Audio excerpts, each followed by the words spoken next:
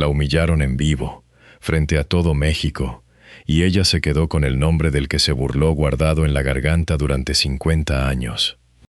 Esperó a que el hombre que la humilló llevara más de una década bajo tierra para decir, por fin, su nombre completo. 50 años es lo que ha durado su carrera. 50 años es, también, el tiempo exacto que tardó en soltar ese nombre en público con su propia voz, sin que un periodista se lo sacara, sin que un video viejo la obligara. Hay silencios que cuestan más caro que cualquier traición, y este es uno de ellos. La humilló el hombre más poderoso de la televisión mexicana, en su propio programa, delante de millones, por una sola razón. Ella era pobre, y se le notaba. ¿Por qué, pudiendo, tardó medio siglo en decir con nombre y apellido quién fue? Esa es la pregunta que este expediente va a resolver, y la respuesta no es la que parece. Vas a saber exactamente qué le dijo aquel hombre frente a las cámaras, la frase completa, la que la prensa repite hasta el cansancio pero nunca en su contexto real. Eso llega en el primer bloque de este archivo. Y vas a saber, más adelante, cuál fue el cálculo brutal que la hizo tragarse esa humillación en vez de gritarla, un cálculo que tenía menos que ver con el orgullo y más con quién más iba a pagar el precio si ella abría la boca. Las dos piezas van a su turno, cada una en su lugar de este expediente.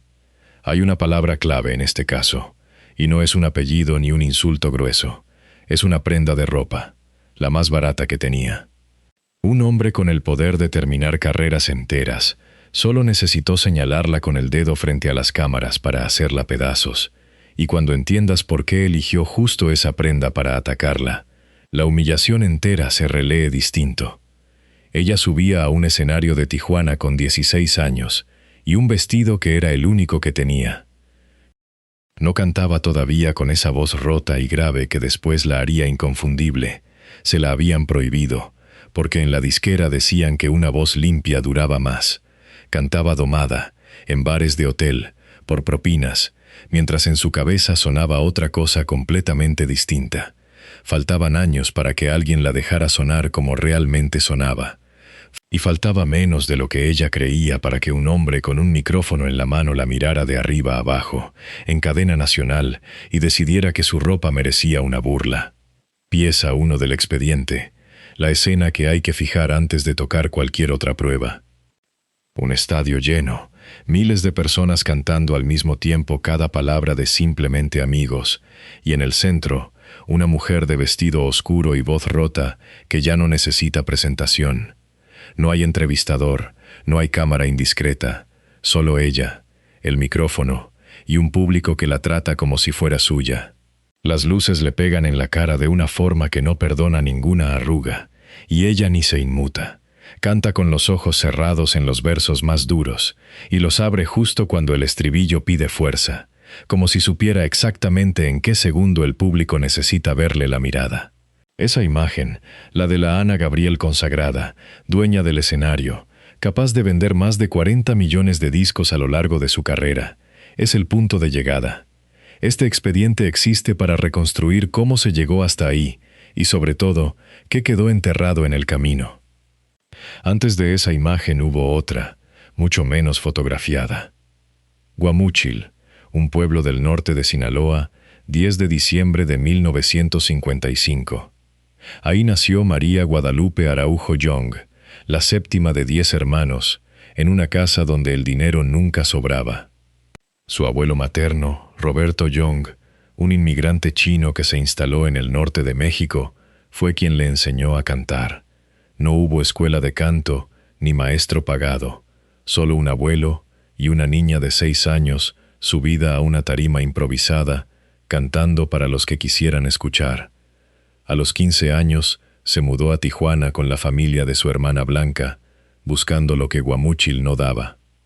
Durante el día estudiaba inglés y trabajaba en una fábrica de soldadura, entre chispas y ruido de metal, un oficio que no tenía nada que ver con cantar, pero que pagaba lo suficiente para sostenerse mientras cantaba de noche en bares de hoteles fronterizos, propinas contadas, un repertorio ajeno repetido para clientes que casi nunca la miraban a la cara. De ahí salió el único vestido que tenía para presentarse cuando, años después, la llamaran de la televisión más vista de México. La disquera que finalmente la firmó le pidió cantar limpio, sin la aspereza que le salía natural. Según se ha contado, temían que esa voz gruesa le acortara la carrera. Ella obedeció, se acomodó a un molde que no era el suyo, y esperó. Hay silencios que cuestan más caro que cualquier traición, y el primero de todos fue ese. Años cantando con una voz que no era la que Dios le había dado, para que un productor pudiera dormir tranquilo. El salto llegó por la puerta que en México abría o cerraba carreras enteras con un solo gesto, la televisión de Emilio Azcárraga, y dentro de ella, un festival llamado OTI donde se decidía quién representaba al país. Para pasar por esa puerta había un peaje obligatorio, el mismo para todos los cantantes de la época, presentarse en el programa dominical más visto de México, ante el hombre que era, a la vez, jurado, conductor y dueño del criterio final. Ese hombre se llamaba Raúl Velasco. Y fue frente a él, con las cámaras encendidas y el país entero mirando, donde la muchacha de Guamúchil con el mismo vestido de siempre se paró a cantar, sin saber que esa tarde no la iban a juzgar por la voz. Pieza 2 del expediente, la escena exacta, palabra por palabra, la que la prensa mexicana repite hasta el cansancio, pero casi nunca en su contexto completo. Raúl Velasco la miró de arriba a abajo frente a las cámaras de Siempre en Domingo y soltó, con esa sonrisa que usaba para disfrazar el golpe de broma entre amigos: «Mira, Ana, te voy a hacer una crítica de cuates. Siempre vienes con el mismo vestidito. Ya cámbiale, porque pareces retrato». Risas en el set, aplausos incómodos, y una muchacha de 20 y tantos años, parada en el centro del foro más visto de México, con el mismo vestido que llevaba puesto porque era, literalmente, el único que tenía. ¿Por qué un comentario sobre un vestido iba a doler tanto como para arrastrarse 50 años? Porque hablaba de que se le notaba la pobreza, y de que el hombre más poderoso de la televisión mexicana había decidido, en cadena nacional, hacerle saber a 10 millones de personas que se le notaba. Ella no lloró en cámara.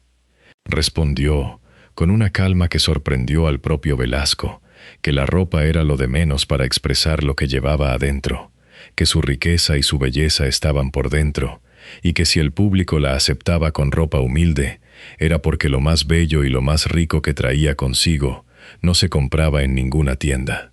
Fue una respuesta elegante. Fue, también, la primera vez que tragó una humillación en público sin devolver el golpe con el mismo filo, un patrón que se repetiría durante décadas, justo ahí, delante de las cámaras, con una sonrisa de por medio que lo hacía parecer una broma entre amigos. Pero para entender por qué se tragó esa humillación en vez de gritarla, hace falta abrir la segunda pieza de este expediente: quién era, en realidad, Raúl Velasco dentro de Televisa. Un conductor de programa dominical, sí, pero con un poder que, según cuentan varios de sus colaboradores de la época, competía con el del propio Emilio Azcárraga Milmo, dueño de la cadena, y en ciertos terrenos lo superaba. Él decidía qué artista subía al escenario más visto del país, y también decidía, con la misma facilidad, a quién le cerraba la puerta para siempre. Esto se sostiene con una lista de carreras, no con un rumor suelto. Al payaso Cepillín, según él mismo relató después, Velasco lo mandó vetar de la televisión completa porque no quería que otro programa familiar le quitara audiencia al suyo.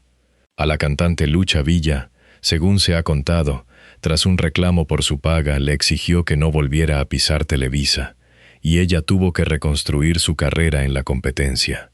Ninguna de las dos historias es un chisme de pasillo. Son la prueba de que decir que no, o simplemente incomodar a Velasco, tenía un precio que se cobraba en años de carrera. Entonces la pregunta cambia de forma. ¿Qué le habría costado a una cantante de 20 y tantos años, sin contactos, sin dinero, sin una disquera grande detrás todavía, señalar en público al hombre que podía terminar con su futuro en un solo programa? La respuesta, para cualquiera que conociera cómo funcionaba Televisa en esos años, era evidente. Y ella la conocía mejor que nadie, porque no era la primera vez que un hombre con poder sobre su carrera la ponía en esa posición. Antes de Velasco, en los bares de Tijuana, hubo otro episodio que rara vez se cuenta con el mismo detalle. Un productor, interesado en grabarle un disco, le habría condicionado el contrato a algo que no tenía nada que ver con la música, según relatos posteriores de la propia cantante y de gente cercana a ella en esos años. Ella habría aceptado seguir adelante solo hasta que el disco estuviera terminado, y en cuanto lo tuvo en la mano, tomó un vuelo fuera de Tijuana para alejarse de esa situación, sin mirar atrás. Si esa historia es cierta tal como se ha contado, para cuando llegó al foro de Velasco ya sabía algo que muchas cantantes jóvenes de su generación tuvieron que aprender del modo más duro, que sobrevivir en esa industria, siendo mujer y siendo pobre, exigía escoger las batallas. Escogió no pelear esa. Todo apunta a que guardó el golpe para después, sin saber todavía cuándo llegaría ese después. Hay una prueba visual de todo esto que cualquiera puede comprobar viendo sus conciertos de los años 90 en adelante. La mujer del vestido único se convirtió en la artista de los vestidos bordados con miles de piedras, las capas largas, los cambios de vestuario entre canción y canción, un despliegue que en la industria del espectáculo mexicano pocas cantantes de su generación sostuvieron con esa constancia. Nadie en su equipo, hasta donde se ha documentado, explicó jamás esa obsesión por el vestuario como una respuesta directa al comentario de Velasco. Pero la coincidencia es difícil de ignorar para quien conoce el origen. La misma prenda que un hombre poderoso usó para humillarla en cadena nacional se convirtió, con los años, en la herramienta con la que ella misma decidía, noche tras noche, cómo la iba a ver el público. Los años que siguieron confirman el cálculo. En 1984, Ana Gabriel participó como compositora en Valores Juveniles, un concurso musical producido por la propia Televisa, donde su canción No me lastimes más quedó en segundo lugar. Ahí, el periodista y productor Juan El Gallo Calderón le aseguró que tenía un futuro enorme como cantante, no solo como compositora. Tenía razón. Pocos años después, esa misma cadena que la había humillado por su ropa era la que transmitía sus canciones a todo el continente. Ella necesitaba a Televisa tanto como Televisa. Sin saberlo todavía, la necesitaría a ella. Esa dependencia mutua es la clave que el expediente venía a buscar. Hay silencios que cuestan más caro que cualquier traición, y este se pagó calculando. Se quedó callada porque hablar tenía un costo medible, el mismo costo que pagaron Cepillín y Lucha Villa, y ella no tenía todavía el colchón de fama suficiente para absorberlo. ¿Cuándo dejó de ser cierto ese cálculo? Ahí es donde este expediente se pone más incómodo, porque la respuesta no llegó cuando ella se hizo famosa. Llegó mucho después, y por una razón que no tiene nada que ver con el miedo. Hay una cuarta pieza que conecta directamente con el vestido, aunque a primera vista no tenga nada que ver: su voz. Desde el principio de su carrera, según se ha contado repetidamente por gente cercana a esos años, la disquera que la firmó le exigió cantar en un registro limpio, controlado, sin la ronquera natural que le salía cuando cantaba sin pensar en la técnica.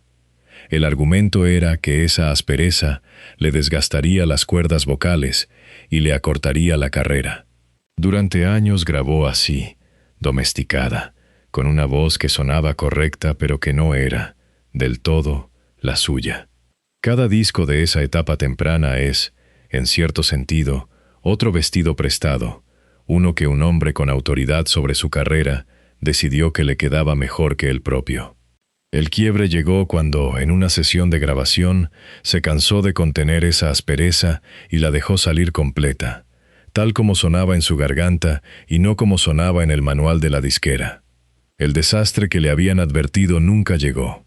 Lo que llegó fue la voz que el público llevaba años esperando sin saberlo, la misma que después la volvería inconfundible en cualquier radio de México o Centroamérica.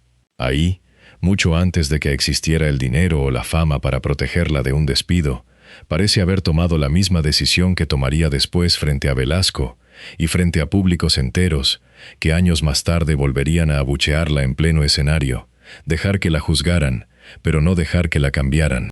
A mediados de los años 90, ya en la cima de su carrera, con discos de platino y giras que llenaban estadios en varios países, Televisa organizó un programa especial de Siempre en Domingo, dedicado enteramente a ella. Raúl Velasco, el mismo hombre del comentario del vestido, pasó todo ese programa haciéndole homenaje, elogiando su voz, su carrera, su disciplina. Para entonces, ella ya tenía el poder de exponerlo en su propio foro, delante de las mismas cámaras que la habían humillado años atrás. No lo hizo. Ese silencio, el segundo, es más difícil de explicar que el primero. El primero se entiende por miedo. Este otro exige una pregunta distinta, la que sostiene el resto de este expediente. Si ya no tenía nada que temer, ¿qué era exactamente lo que la seguía frenando? Antes de responder eso, el expediente necesita una pieza más, porque Ana Gabriel no fue la única mujer que pasó por ese foro y salió marcada.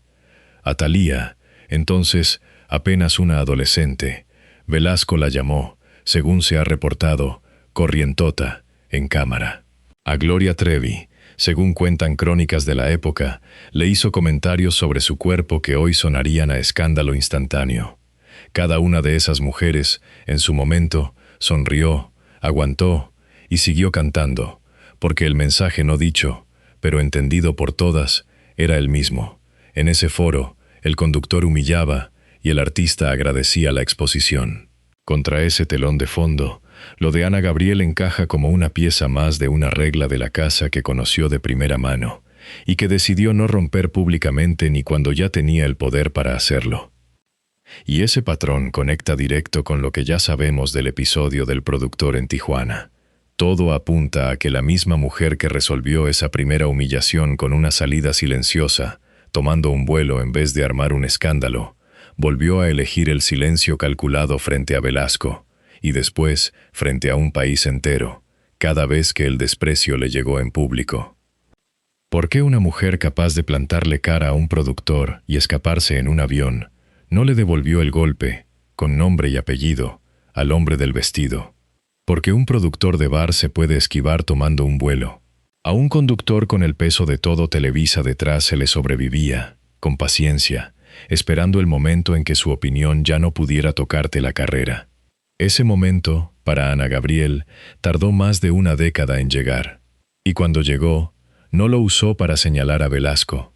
Lo usó, según ha explicado ella misma en entrevistas posteriores, para demostrar con hechos, discos vendidos, estadios llenos, la voz que le habían prohibido convertida en su marca, que el hombre que se burló de su vestido se había equivocado en todo lo demás.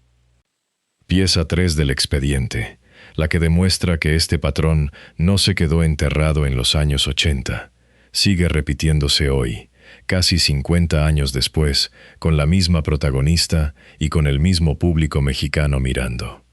25 de febrero de 2023, Kia Forum, Inglewood, California. Ana Gabriel está en pleno concierto cuando decide hablar de política desde el escenario. Defiendo México les guste o no, dice, y añade que ella entiende el dolor de cada nación. Por eso no he vuelto a Venezuela. Por eso no he podido ir a Cuba. La reacción no se hace esperar. Parte del público la abuchea, le grita, y ella misma reconoce después que perdió los estribos frente a la situación. Horas más tarde se disculpa en redes. Esta noche parte del público me puso en una situación difícil como ser humano y como cantante. Me desequilibró como artista. Y asegura que en toda su trayectoria jamás le había pasado algo así. Anuncia, visiblemente afectada, que se retira de los escenarios. 2 años después, en febrero de 2025, de nuevo en el Kia Forum, la historia se repite con otra variante. Sale casi 2 horas tarde, retoma temas políticos y de nuevo el abucheo la recibe como respuesta. ¿Por qué un expediente sobre un comentario de 1980 necesita estos 2 episodios recientes?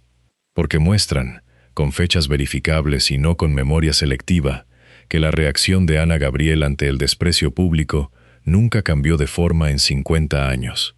Se disculpa, se repliega, anuncia que se aleja y después regresa a los escenarios sin señalar con el dedo a quienes la abuchearon esa noche por su nombre. La misma mujer que nunca gritó el nombre de Velasco en el momento del insulto es la que, décadas después, tampoco sale a acusar en específico a quienes le arrojaron objetos o la insultaron en video. El patrón de retener el golpe hacia adentro, en vez de convertirlo en pelea pública, se repitió una década tras otra. Cabe pensar que fue la forma en la que ella decidió, una y otra vez, sobrevivir al desprecio. Este expediente encuentra el mismo costo repetido en dos momentos separados por 45 años, el vestido de Tijuana y el escenario del Kia Forum. En ambos, la humillaron en público. En ambos, ella devolvió calma en lugar de rabia. La diferencia, la única, es que en el segundo episodio ya no necesitaba la aprobación de nadie para seguir cantando. Lo hizo de todas formas, con esa misma calma que para entonces llevaba tanto tiempo practicando que, cabe pensar, ya formaba parte de su carácter, más allá de cualquier cálculo de supervivencia. Este dato importa para el expediente por otra razón, más incómoda todavía. Si su reacción ante el desprecio hubiera sido puro cálculo de conveniencia profesional, no perder trabajo, no perder contratos, los abucheos del Kia Forum, ya en la cima absoluta de su carrera, sin nada que temer de ningún ejecutivo de televisión, deberían haber recibido una respuesta distinta, más frontal, más parecida a un reclamo. No la recibieron. Eso obliga al expediente a descartar la explicación más simple, el miedo económico, como la única causa, y confirma lo que la pieza final de este caso ya venía apuntando. El silencio de Ana Gabriel ante la humillación pública nunca dependió solamente de quién tenía el poder de arruinarle la carrera.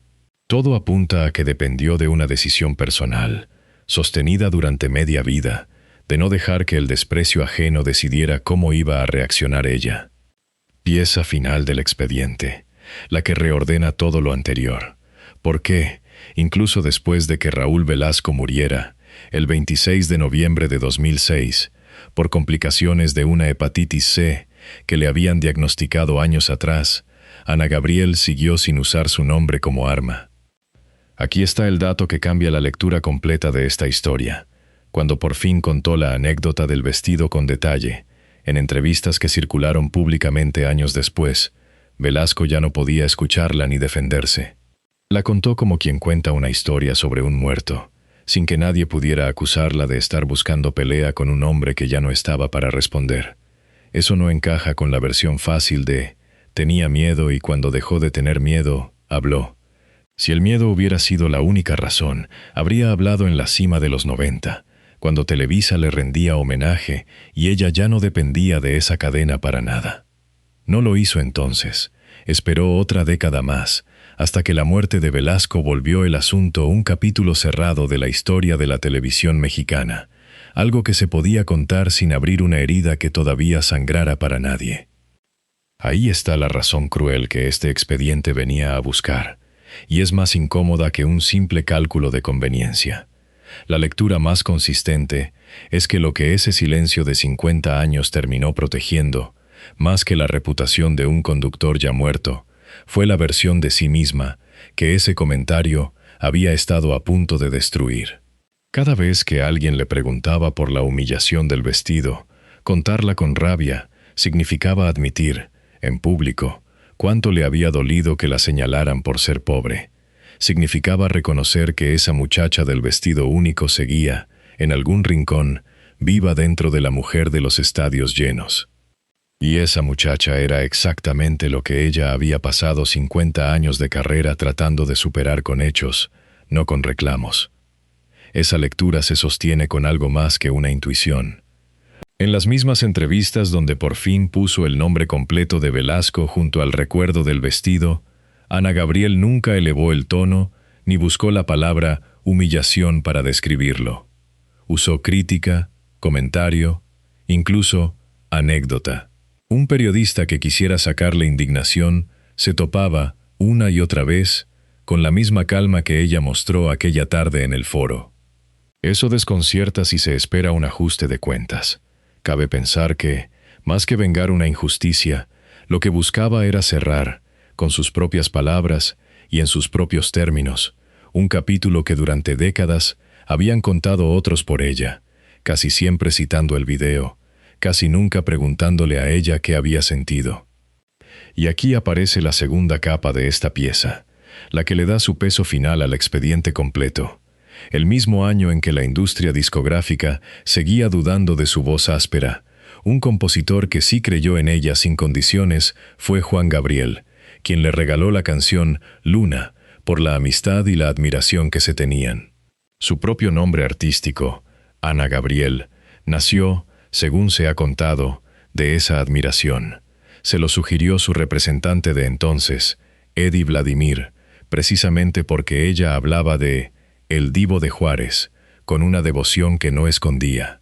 Mientras un hombre poderoso la medía por su ropa, otro artista, sin poder institucional sobre su carrera pero con peso real en la música mexicana, la medía por su talento y apostaba una canción entera a esa apuesta. Los datos, puestos uno junto al otro, cuentan una historia más completa que la del solo comentario del vestido.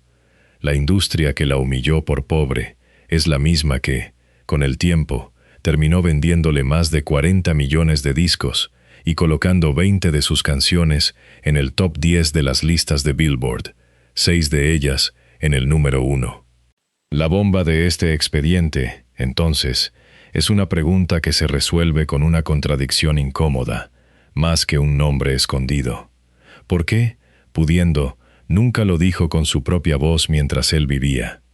Porque decirlo con rencor habría significado, para ella, quedarse atrapada en el papel de víctima del comentario, y su instrumento de respuesta fue seguir cantando, seguir vendiendo estadios, seguir siendo, disco tras disco, la prueba viviente de que aquel hombre se equivocó.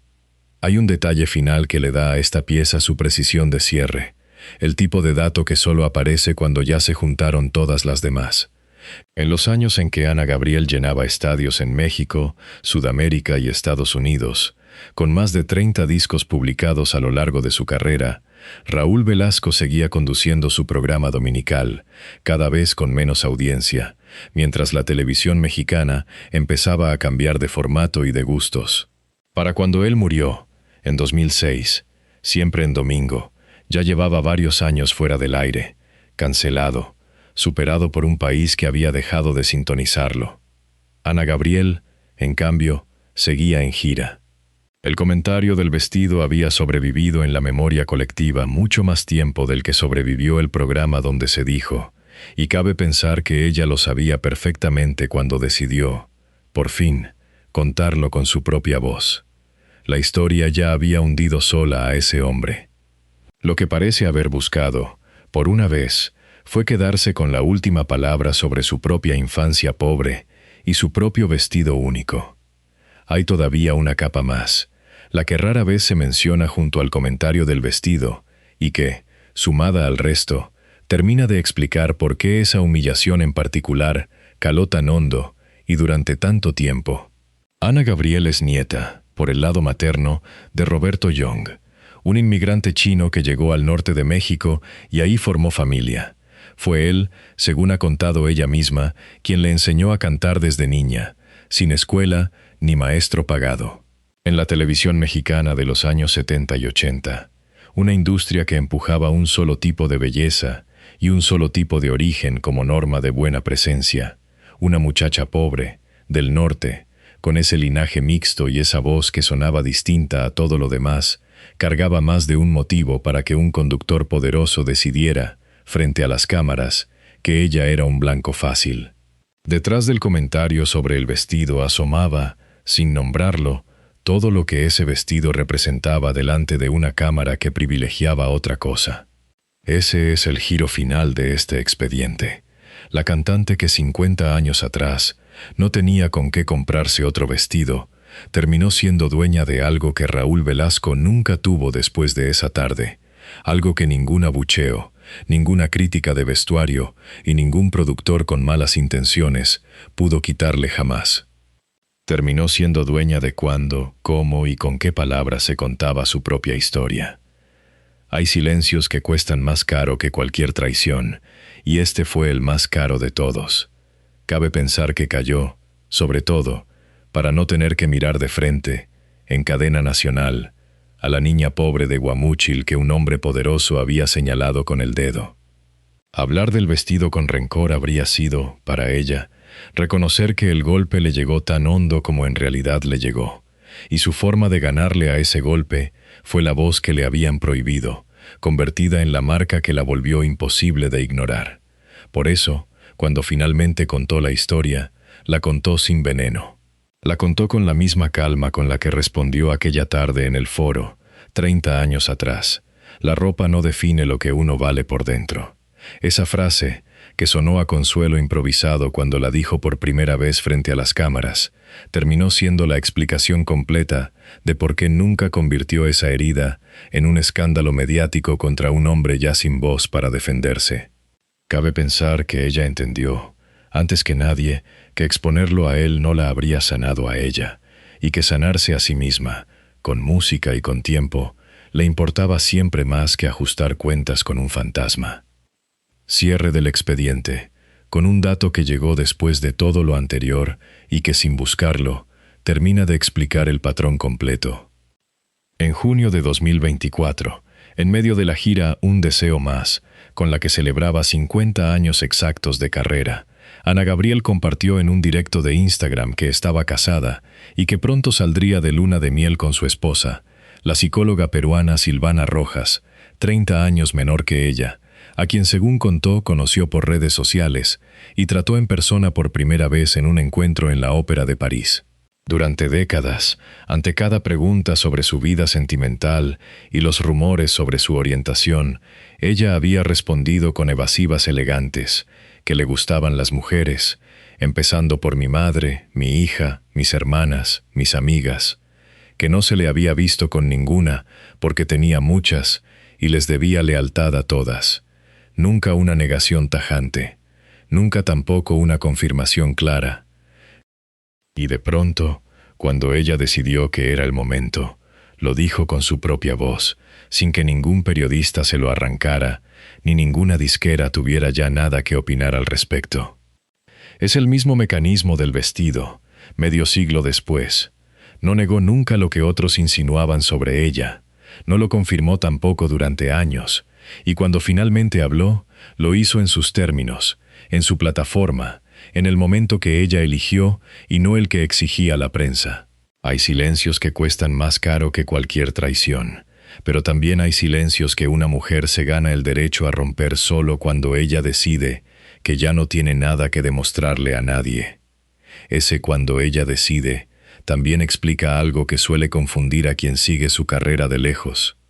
Cada vez que Ana Gabriel anuncia que se retira, después del episodio del Kia Forum en 2023, y en más de una ocasión antes de esa fecha, termina, tarde o temprano, subiéndose otra vez a un escenario, con la misma calma de siempre, como si el retiro fuera, más que una promesa, una manera de ponerle un punto final a una noche que se le había ido de las manos.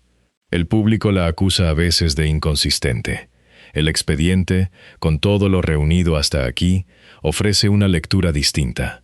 Jamás dejó que un mal momento, ajeno a su voluntad, decidiera por ella el final de su historia. Esa decisión, más que ninguna otra, es la que conecta el vestido de Tijuana con el escenario de Inglewood y con el anuncio de su matrimonio en un video de Instagram. Siempre ella, siempre al final, siempre con la última palabra. Hoy, mientras se escribe este expediente, Ana Gabriel atraviesa un año completo sin conciertos programados, un descanso que ella misma ha descrito como necesario tras 50 años sin parar, con la promesa de volver a los escenarios en 2027 con la misma energía de siempre. Ese silencio del escenario vacío por un año tampoco se lo impuso nadie. Lo eligió ella, con el mismo control de siempre sobre cuándo y cómo va a aparecer. Queda una pregunta abierta, y este expediente la deja así, sin cerrarla del todo, porque la responde mejor la propia vida de quien la escucha que cualquier dato reunido aquí.